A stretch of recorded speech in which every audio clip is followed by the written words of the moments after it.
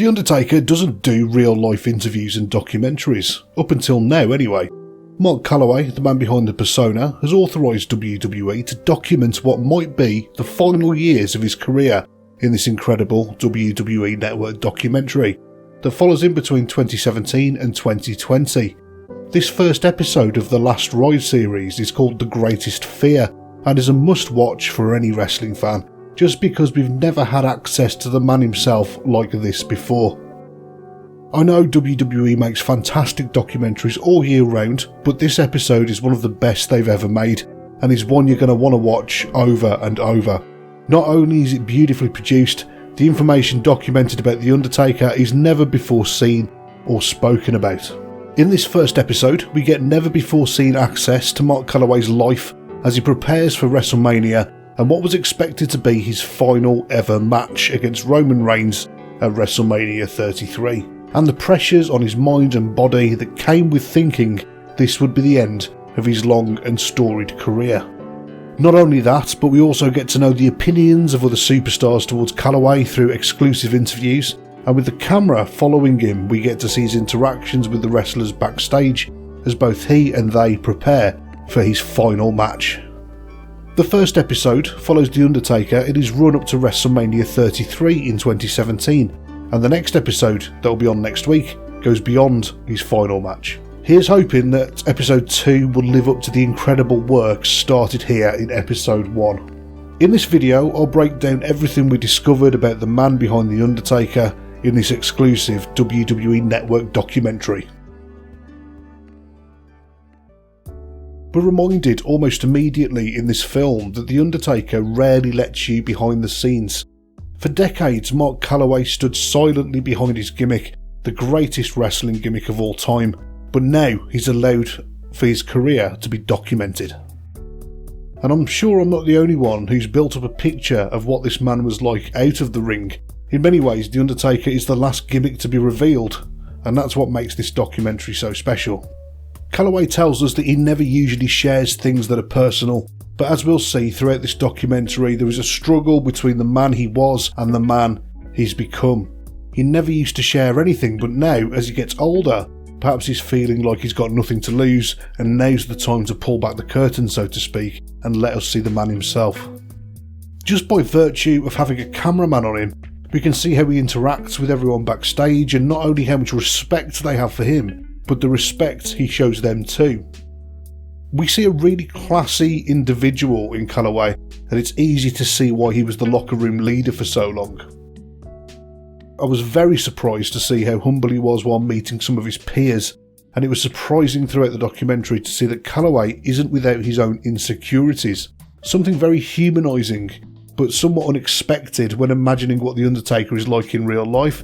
I never expected for him to have any insecurities really, but just like me and you, he's only human. In one telling moment, The Undertaker meets Jim Cornette and Jimmy Hart at the WrestleMania hotel. He says, "I'm like Santa Claus, I only come out once a year."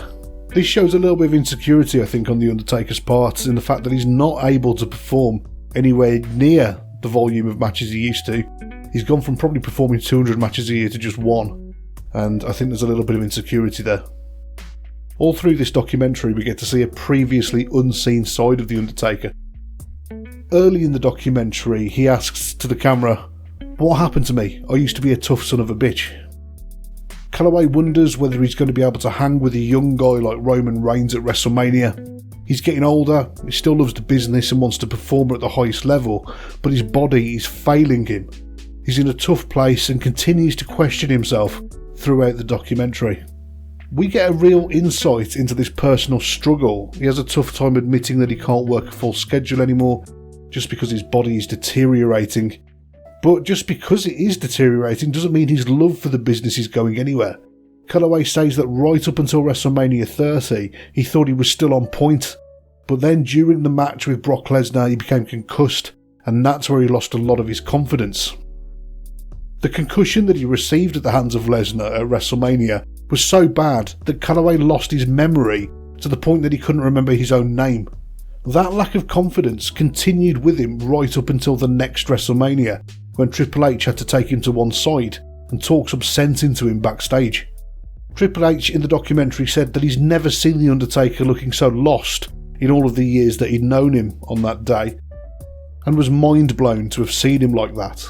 Perhaps the most telling admittance is the guilt that he feels by effectively taking a spot away from a younger talent by appearing on the card himself. Calaway says that he thinks he has a responsibility to make the match as good as it can be, just so it deserves its place on the card, and the last thing that he wants to do is become a parody of himself and steal a spot from one of the younger guys who could have been on the card instead. Calaway's insecurity about his age coincides with the undeniable truth that his body is badly bruised and is ultimately what's holding him back. We all know that The Undertaker is broken down, although as he stated earlier, he could still go in the ring right up until 2014. It's only after his last few performances have we seen the dead man struggling with even the most basic of moves. But Calaway admits that he has been feeling the strain on his body even before WrestleMania 30, when he had to be carted away after his match with Triple H at WrestleMania 28, where he spent the entire next day in a hotel room just because he couldn't move. Calaway says that he finds it a challenge to only work once a year and stay on top of his game. This is interesting because I think we all expect it to be easier to work a limited schedule than work every single night, but Steve Austin echoed the same thing, saying that being on the road keeps a guy calloused and bruised, and it's easier to carry on night after night than just perform once every so often, where you end up losing your timing and you start getting ring rust. There's so much love and respect for Calaway from the rest of the locker room, as we'll discover later. However, even they have to admit that time in the wrestling business is finite.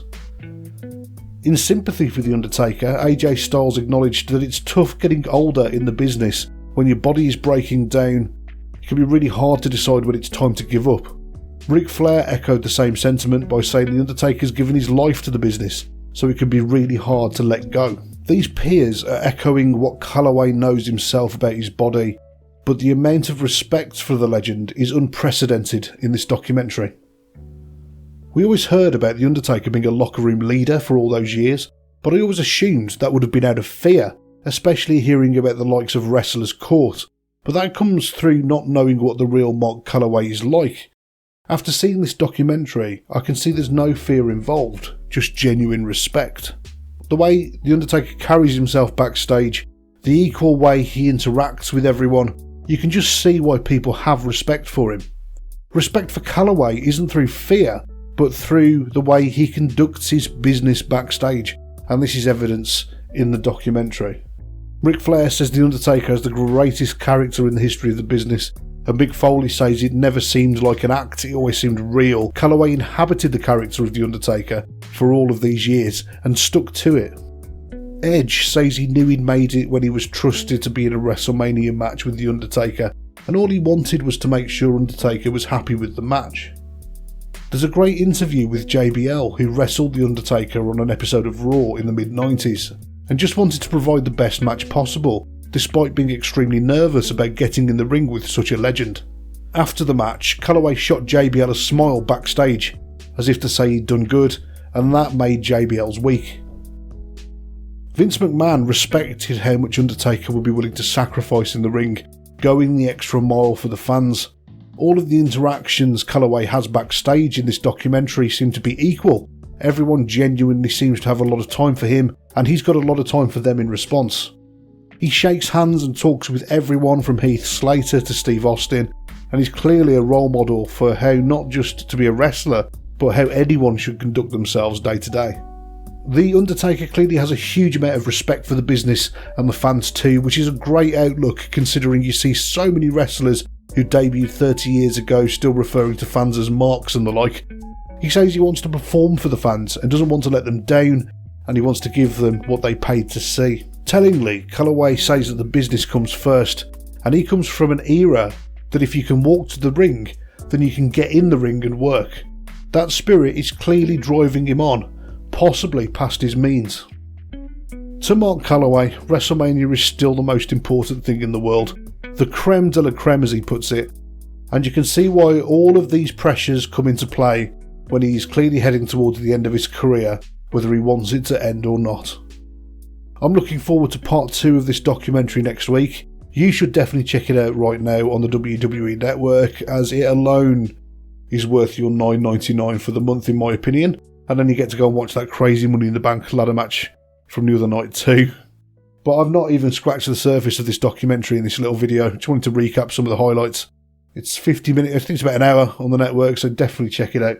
If you enjoyed this recap, then consider giving it a thumbs up and perhaps subscribe as well, and I'll speak to you all again in the next one.